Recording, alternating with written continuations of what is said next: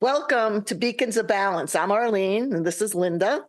And we're here and so happy and grateful that you're here to share this with us. And for all of those that are like the first timers that are just tuning in, what Beacons of Balance is, we're here to share with everyone kind of like what our purpose is here on this chaotic planet and to balance it out, because we're all beings. We have darkness and we have light. And it's always a thing about choice to balance it. So we'll talk about each month different topics. So kind of what we've been doing thus far is we have themes that we're talking about, and we'll run it through for the whole month on different topics and that. And this is the month, it's my favorite month. It's the month I got married. It's the month of love, February. So this month, we're looking at relationships and all various relationships. So it's family, friendships, acquaintances, and romantic. We're very excited because the last one on romance, we have a doctor who's going to be a guest speaker, and that'll be the last week of February, the last Wednesday. These come out every Wednesday. So a relationship takes two or more people, right? Because you have to connect. You're connected, and it's how they behave towards each other. How do you behave with each other? And the main components of any relationship, be it a family, friend, acquaintance, or romantic, is primary is honesty, trust, compromise, respect, and communication. Things to be aware of: red flags. Red flags: being overly controlling, lack of trust, feeling low self-esteem, physical, emotional, mental abuse, substance abuse, narcissism, anger issues, codependency, inability to resolve conflict, constant jealousy, gaslighting, made to feel guilty, unwilling to communicate.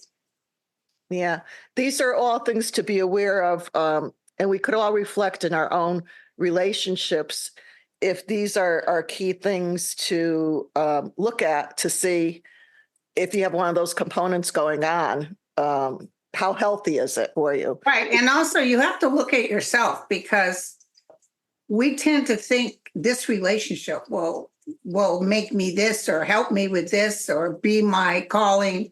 And that's not how it works. You have to be strong within yourself. You cannot look to someone else to make you whole.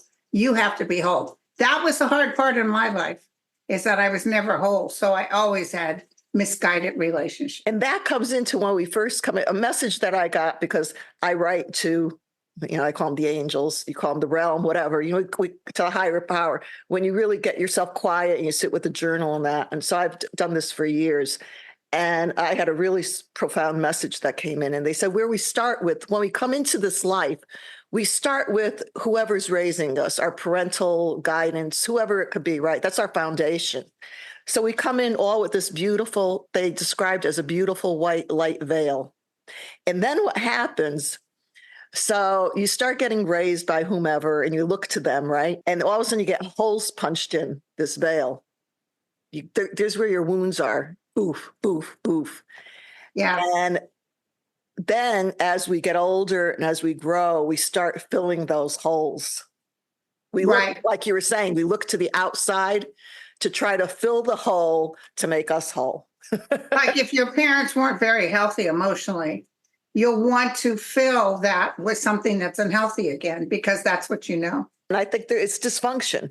No one's all Ozzie and Harriet. I don't care. I know people that grew up in Ozzie and Harriet, and guess what? They have more problems and more issues. Well, physical violence was very common in those days. The man was the king, and certain rules that you followed and everything. I mean, that's how I thought when I grew up, right? You think, okay, I'm going to work to this point in time, and I'm either going to get married, whatever, and I'm going to retire at this stage.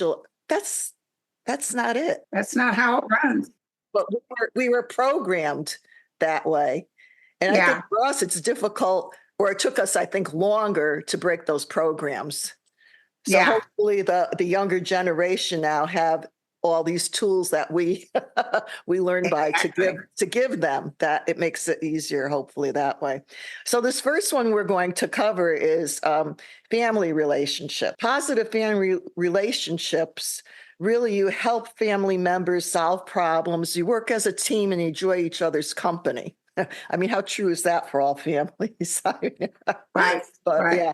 yeah, they are built on quality time and communication, teamwork and appreciation. And then respect for different Different options, opinions. opinions. Yeah. Take an interest in each other's lives, make time to go to sporting events, drama performance, Yeah. talk about these Yeah. events, Yeah. And then, share family stories and memories, acknowledge each other's differences. yeah, talents and abilities.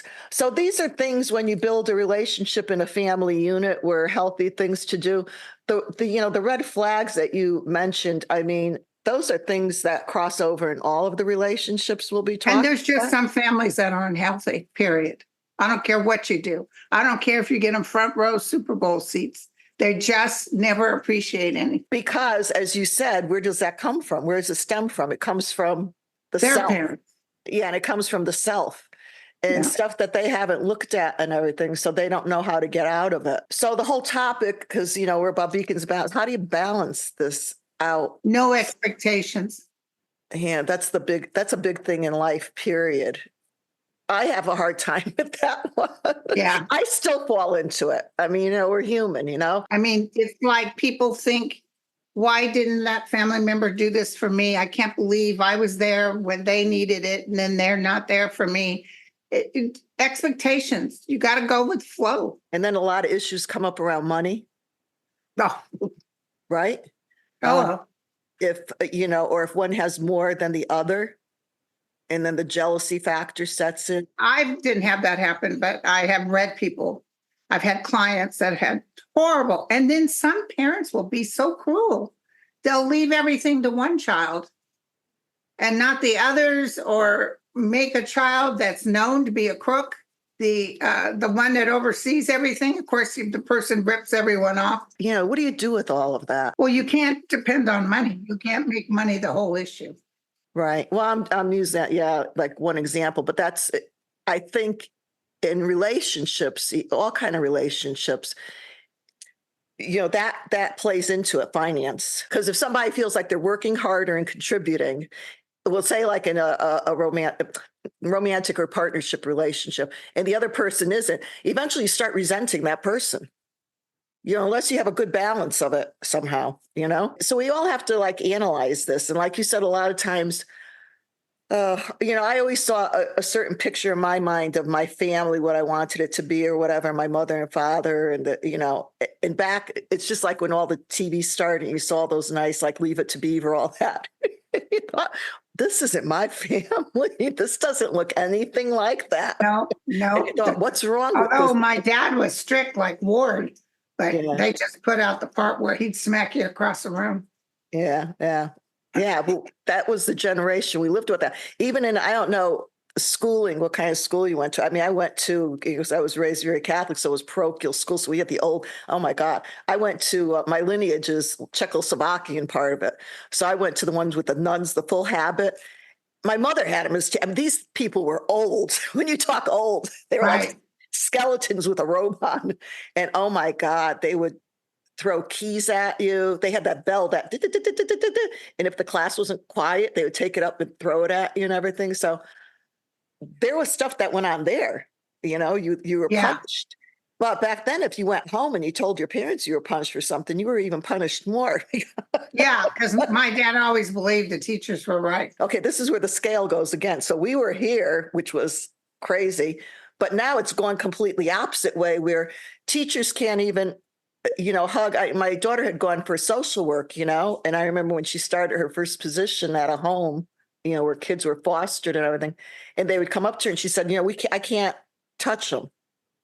And I'm like, oh my God, that's horrible. That's terrible. But, and especially from us coming from a medical background, we're used to giving and touching and, Well, they did that study of all those Russian orphan babies. Oh, yeah.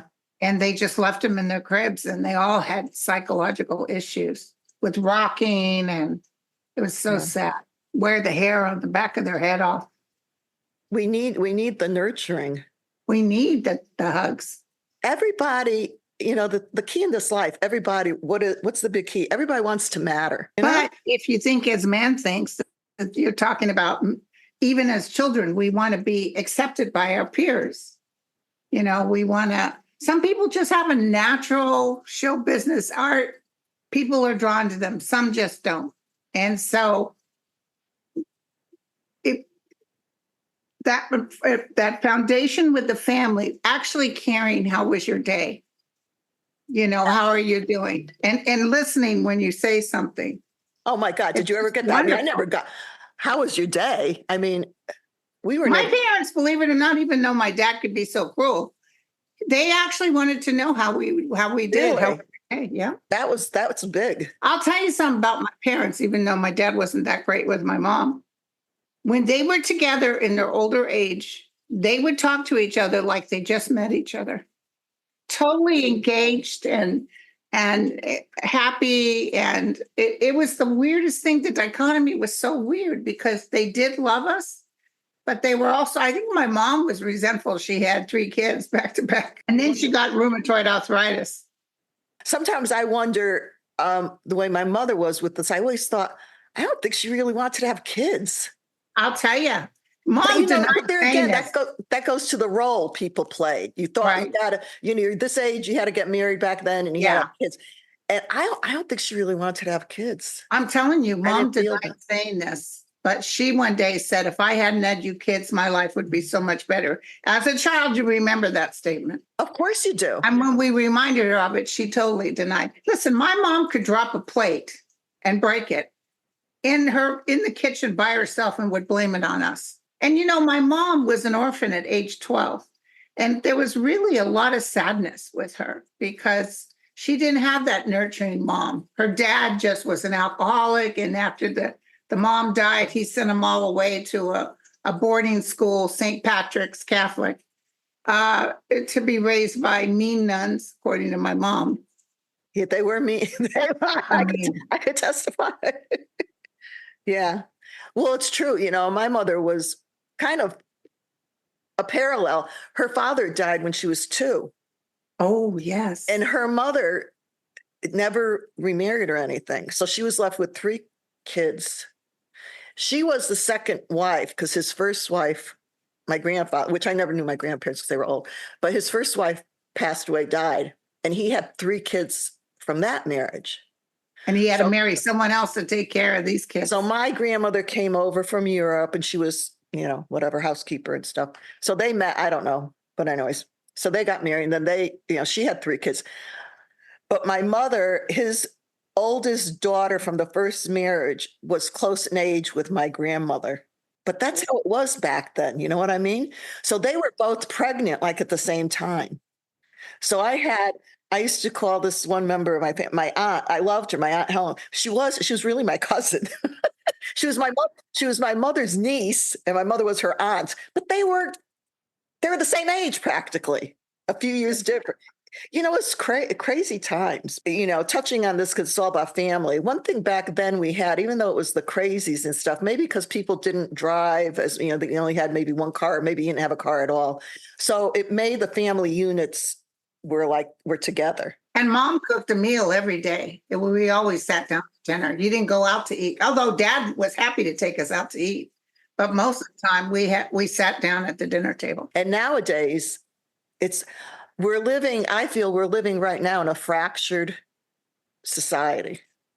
I think we're so fractured all the way around. How do you feel? Yeah, but if we can heal ourselves, we heal the world. Oh, definitely. So that connection with the realm, like I like to talk about the Tao via Edgar Cayce and Wayne Dyer, that connection to source is the most important thing you can have. Like I tell people somebody wrote me, I'm 50 now and I'm so miserable. I said, so listen to what you're saying to me. You're announcing to universe who you are, and they're giving you more of the same.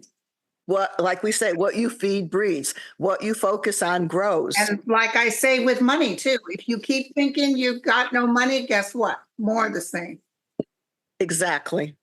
More of the same. So you have to change the way you think, and it's hard to do. Well, no, I'm on the same page with you, but I'm just saying as an observation of the world, A lot of people aren't awake. And the children are A lot so of- important, and we can get tired. I know I got tired. Hey, listen, the minute my two little boys could push a chair up against the stove in their diapers and make their own top ramen, my job was done. But you're exhausted, plus I had those babies later in life. But that love and attention, my kids loved me to pay attention to them, listen to them when they're talking. That's huge. Everybody wants that. There again, you want to matter. You want to You matter. want to matter. And most of the You wanna time, be somebody. and when relationships start failing in any aspect of any type of relationships, that's what happens. So you get so Right. focused on you yourself and what's going on, and you don't pay attention to some. Well, I've been married 3 times, and I do not blame. In fact, in my book, I don't mention the names of any of my husbands, ex-husbands, because I was so sick. You know what I'm saying? I couldn't love myself. I was bouncing off the walls. So how could I expect to get a solid, good relationship when I didn't have a good relationship? I kept thinking the other person was going to save me, and that wasn't their responsibility. So I go forward with no anger like I used to have. Girlfriend, I used to be pissed. But now it's like, whatever, I'm done. They have no more power over me. I can't complain anymore. Well, this is where, again, so we'll go back to this is where the balance comes in. We have to do it first for self. So any healthy relationship in any aspect that we want has to start here. We have to start. And it does exist. I've talked to so many people that have the most wonderful relationships, beautiful relationships. So it can happen. Look at you and your husband. Oh, yeah. Well, it took work. You hit some pay dirt. I manifested him. Him. I really did. I focused and it was work. Yeah, nothing's 100%, but we were just talking about last night. We laugh. I mean, if you could laugh, you laugh in the morning. We get some days in the morning. I'm not a morning person. So he's like, hello, good morning. And I'm like, well, I have thyroid issues. So, thyroid, you're like the engine's slow. It takes me to like noontime to rev up a little bit, Do you have coffee in the morning? No. Okay. No, I'm a big water drinker now. I was never really a coffee drinker. I only can have one cup of coffee. Yeah. Just one cup. And listen, if I go in for some outpatient thing where they want me NPO, don't drink anything. Yeah. I will have such a headache over that one cup of coffee. So, a thing like we mentioned, all these, the red flags are things just to be aware of. If you're around that, you need to, and like you were talking about, any relationship to be healthy, it could be a family, family relationship, friendship, whatever. But if people aren't on, like you're saying, the level, like you were saying, I had been in addictive relation, addicts. And, of course, I'd gone for therapy and stuff. And I said to the therapist, I said, listen, I said, usually go to therapy, you try to start again on even keel ground. But I said, this person is like out here, and I'm not there. So how the heck could you even start? You know what I'm saying? I know. Because they're, And honesty with yourself and the other person. If you say your truth and the other person can't handle the truth, well, adios, don't let the door hit you on the way out. So a lot of people can't do that. Or a lot of people can't even, since we're talking about in this episode about family relationships. And as you said, there's a lot of sick. I think every family, we have every aspect of everything that's out there in the family unit, be it addictions, incest, all painted the whole picture, successes, failures, everything. It's all within our nucleus there. But that damage when you're young. And that yes. So the thing is, I mean, if there's people like that, you have to distance yourself from it. Those red flags. And heal yourself. And part of the healing is forgiving. And a lot of people have a hard time. I'll never forget that SOB. And I'm like, you know what? As long as you carry that person still has power over you.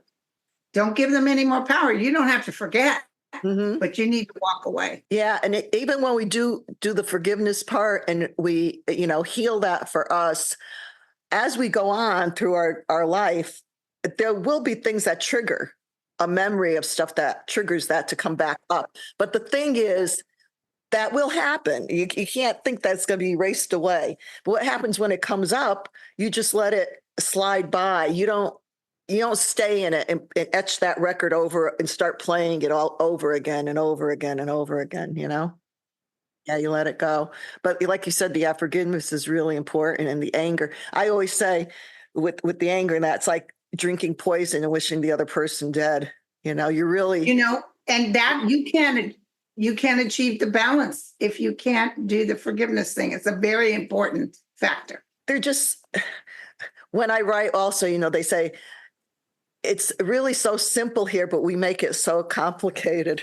Well, it's also getting out of your own way. Don't overthink, stand in the realm, be quiet and allow and think in the way of joy and happiness. And you'll be surprised how things will change for you. If you could wake up every day and smile, even if you have to force yourself, Yes. as they say, fake it till you make it, smile and hug, We're I've not, hugged myself, hug we're not yourself. saying it's sunshine lollipops. No, I'm telling you, we're here on earth for lessons. We're not here, some people can get away with stuff, but we're here to be whole. And those lessons bring us closer to the realm.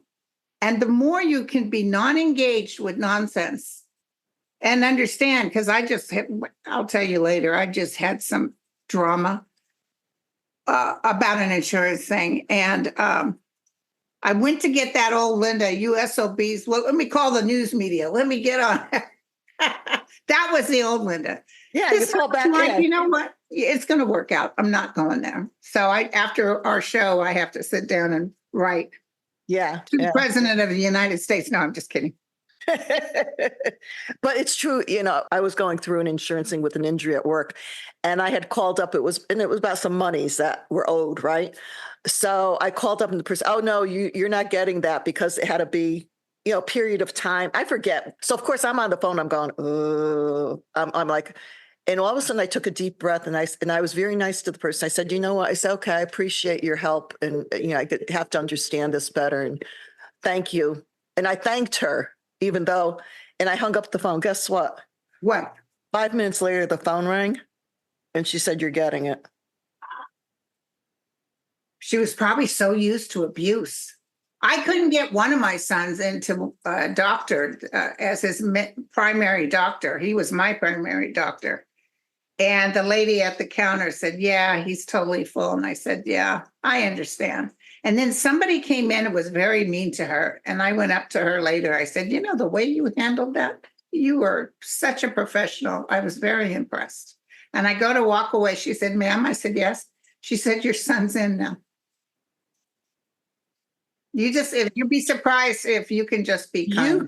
We each are so powerful. We each have everything inside of us, and you could just switch it. And, as we say at the end, be the change you want to see. It's, treat people the way you would want to be treated. And, a lot of times we don't know a person could be in a nasty place or whatever, but we don't know what they're going through. No. Somebody could have, I remember when I had my angel shop and I had a cafe, and I used to make cappuccino. Someone came in for a cappuccino. And she goes, I want it, and you know how people are. They want 5 different things. I want it this way, and I want this, and I want I'm doing it, because I'm doing it. I made it. I put, and she goes, oh no, it's da-da-da. So I took it back, and she complained. She kept complaining. So I just looked at her. I said, excuse me. I said, I'm so sorry. I said, my mother just passed away, which was true. I just gotten the call my mother died. You know what I wanted to do with that coffee? Of course I didn't. But I just, because, and then What'd she say after that? Oh, she was kind of mortified. It pulled her back to think like, oh my God. Like really? A human. Yeah. Yeah. Yeah. But it happens to all of us, a lot of times. And I think for guys, it's a bigger thing of road rage, I always tell my husband, I said, Jesus, when he drives, I said, you're either Mario Andretti, like pushing people, or else he's Mr. Magoo. He's like looking at everything going 2 miles an hour. There's no in between. Or when we're going, he's like on somebody's rear end. And I'm like, stop it, stop it. Or if somebody's on his rear end, I said, just move over and let them go by. I said, we don't know. I said, just let's assume that they're going to an emergency. Maybe not, but, just assume that and then just let them go and bless it, I just saw a video where this guy was driving and there was another car going, and this guy went to go around him. And then he backed up a little because he was going to hit oncoming traffic. So I think the guy was mad that the guy didn't let him in sooner. So as soon as he got in front of the guy had the camera. But when he slammed the brake, he had a freezer in the back of his car. It went through the back window. Talk about karma. Oh my God. Yeah, when things happen like that. There was a story, of course, when I had my shop, I used to hear all these things, but there was somebody, like you're on the highway and all of a sudden it stops and you have to be someplace, and most people are all looking at their watch and they're agitated, they're cursing and everything else. And this one person sat there and said prayers for if someone's up ahead with an accident or whatever. Well, guess what? It was a really bad. I always do that. It was pray. But they didn't know, but it was a really bad accident. And this sounds weird, but I believe it. The person that was in the accident probably was out of their body. As we talk about, right? You leave your body. They always say if you have something horrific that happens to you like that, and I've talked to people, bad accidents and things like that, family members feel like, oh my God, what did they feel? They had, they went through the windshield, whatever. We're lifted out. We're lifted out right then. But they do tend to stay at the scene initially. Yeah, but we're lifted out. When we feel the pain is when they shove us back in. We're recovering. That's when we get the pain. Right. Anyways, at this particular incident, when this person in the car was praying and sending out good light and to whatever happened, the person that was able, they found the person afterwards and they thanked them. Wow. So the person knew this person's praying for me? Yeah, they didn't know each other, but the person that was injured was out of your body and floating. Like you said, you're aware, you're hovering and saw, because, as they talk about, like you're in surgery and the person could be out and they know what the doctor and the nurses were talking about. Yeah. Hey, listen, are we going to do a show on prayers? Oh, yeah. Because I do a prayer session every once in a while, and I have gotten so much feedback. Let's share our stories. So many miracles. I have a lot of, yes. Yeah. Yeah. Just write that down. Don't forget prayers.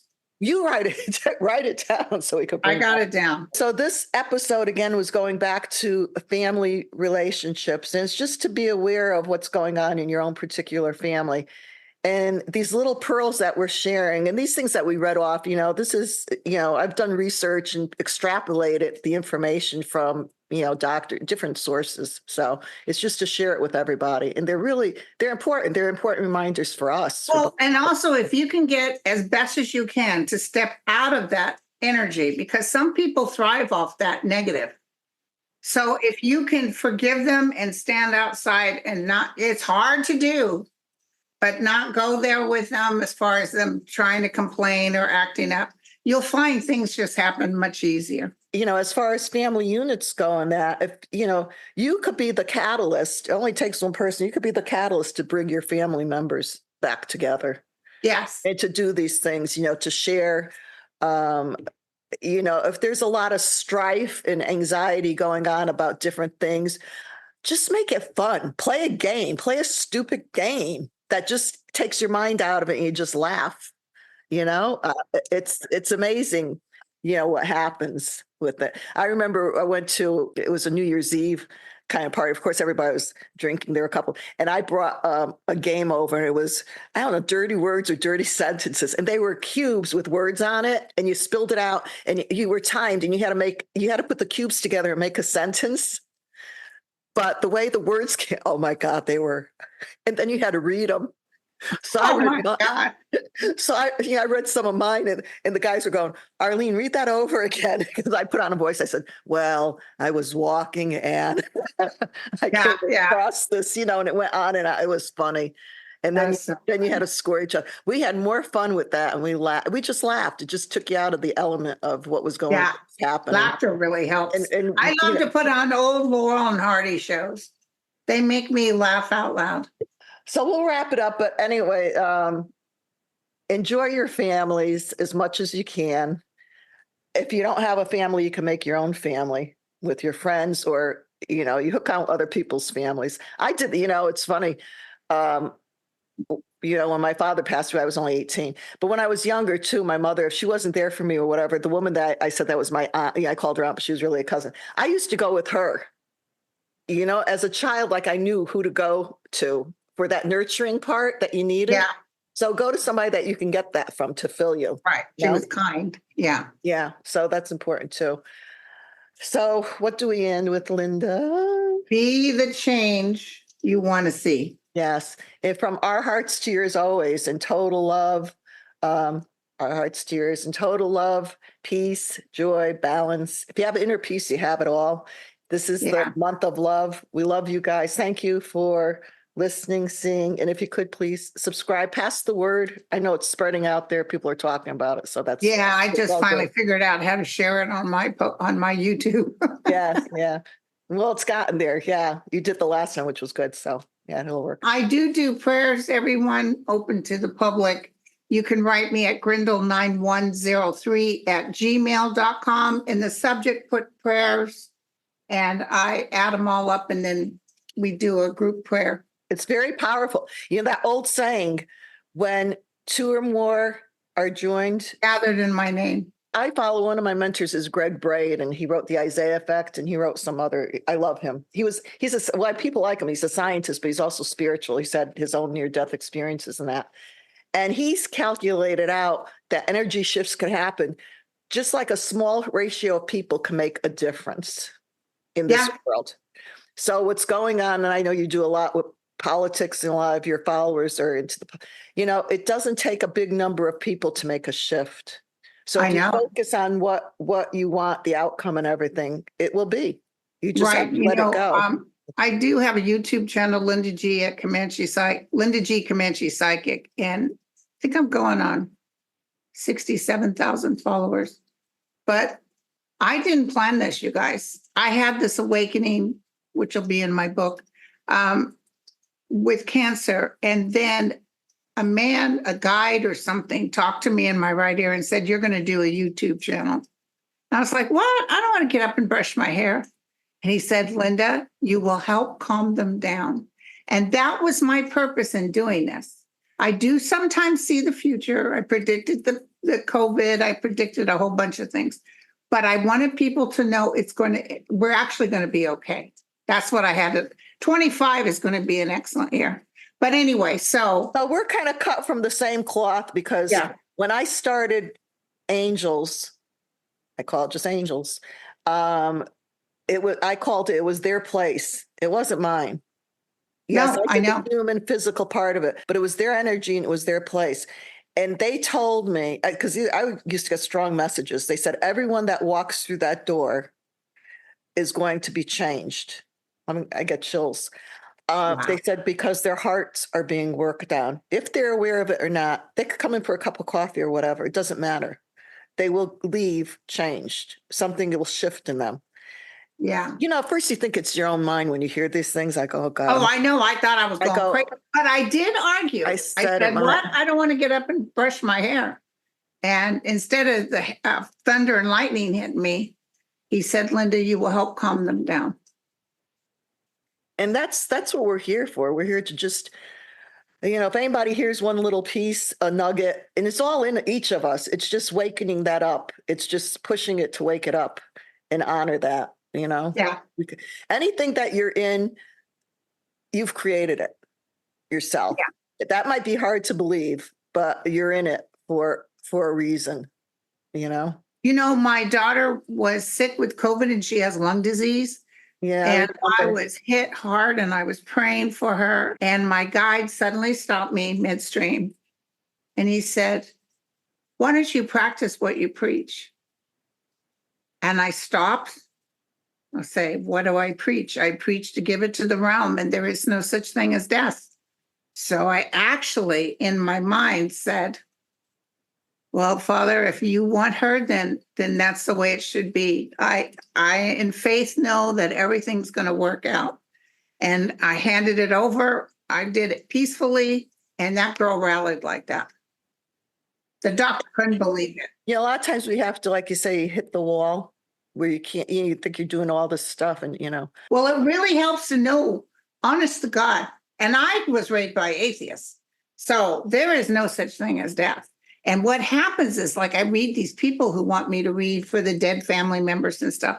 And I always say to them, if I could bottle what I'm feeling and hearing from them, the light, the love, you wouldn't mourn for them one more day. They're in paradise. And they don't want us to mourn and cry. No, and They like to be remembered, to think yeah, about. but they don't. They don't want often us are confused. Why are they acting out so much? A lot of people will stop their lives. And I want to share this with you also. I have a lot of friends, but one of my friends, I would call her, I'd say, "Oh, Carol, Dick came to me in a dream." They were like this. That was one relationship I looked at. I said, "Oh my God." It was one of the ones I put up there, like, wow. Yeah. I don't see anybody like that. And of course, she was heartbroken and she took really good care of him. He had neurological. He was a chemist and he worked. I think it was from smelling the chemicals and everything. It triggered that. But I would have dreams about him periodically, and I would call it because I share that. It's important, people out there, that when you hear, share it with others. If you have a specific dream for someone or whatever, good for them to hear. And she said to me, she goes, "Why? How come you get it?" So a couple of her daughters got up. She said, "He doesn't come to me." She's in too much mourning. And what you're saying is the mourning, the crying, sometimes it could be anger. Why did you leave me here and you left me and you're gone? That keeps them at bay. They've told me that keeps them over here. They don't want to interfere and come close. So I would release that. I was reading a woman that her husband had died, and he was talking to me, and I'm talking to her. And my phone was on the other end of the room. It was on my dresser on the other side. And while we're talking, we hear this voice. And I said, "Did you hear that?" She said, "Yes, I did." So I walked down to my dresser. I looked at my phone. I did a screenshot of it. It'll be in my book. And it said, "In our realm, anything is possible." And I got a screenshot of it. In our realm, anything is possible. And that's what's over there. They get to be totally free of the constraints of men. But they still, that love, just like in the movie Ghost, that love goes with you. But isn't it funny, as we're here in this condition right now, right, as we're sitting here, we want to hold on. We don't want to let go of it. Yes. I'm not scared of it. I know you're not scared of it, but it's just like, oh, I don't want to leave, sir, whatever. Yeah. Well, one day I was driving to Laguna Beach in the 1980s, and I got real emotional about when I died, that I'd never see my daughter again or my parents. And I'm kind of praying and crying. It's weird how I can mentally go places. And I'm driving and I'm saying, "Oh no, if when I die, I'll never see them again." And the man said to me, it probably was that same man. He said, you see in your dreams, don't you? Yeah. Hello. Yeah. It's all good. It's all good. Well, we got off a little bit, but this is great. This is what it's all about. So it's all about the energy and putting it out. And, each of you matter. You are important. It's a month of love. Love yourself. Go from here, from this brain thing, and drop it here into the heart space, because that's where it is. That's where it's at. So thank you again for being with us and for joining us from looking, hearing, and spread the word. Subscribe below. We're out every Wednesday. Our new episodes come out. And so we will be, the next episode, which is going to be on Valentine's Day, is going. We hope you guys enjoy it, and be sure to put comments about, what you would like even more. Yeah. The next one's going to be on friendships. It's not going to be on romantic love, even though it should be on Valentine's Day. But because it's VV we're saving it. It's a doctor's coming on the last Wednesday of this month. Here's my Valentine. Gerard Butler. Gerard is my Valentine this year. Linda. When is your book coming out, by the way?